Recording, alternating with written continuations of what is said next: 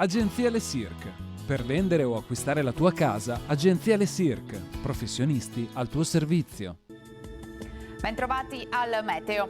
Un nuovo fronte perturbato si avvicina all'Italia. Anche il nostro territorio resterà in parte coinvolto. Il dettaglio di venerdì 11 dicembre. Sul Veneto il cielo risulterà dapprima irregolarmente nuvoloso in pianura, dove non si escludono locali foschie o nebbie, schiarite più soleggiate invece in montagna. Nel pomeriggio nuvolosità in aumento con cielo coperto un po' ovunque, entro sera-notte piogge via via più frequenti sulla nostra regione. Temperature minime tra lo 0 e i 4 gradi, massime comprese invece tra i 5 e i 9 gradi all'incirca. Ci spostiamo ora sul Friuli Venezia Giulia, molte nubi anche qui sin dal mattino, salvo temporanee e brevi schiarite, deboli piogge in serata.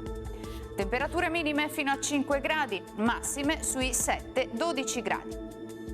Infine uno sguardo alla situazione del Trentino Alto Adige, qui sarà più soleggiato, lento aumento della nuvolosità a partire dal pomeriggio anche con qualche occasionale piovasco.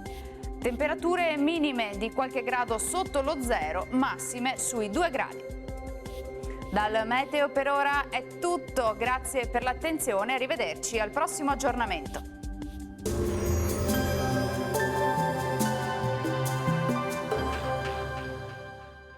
Agenzia Le Cirque.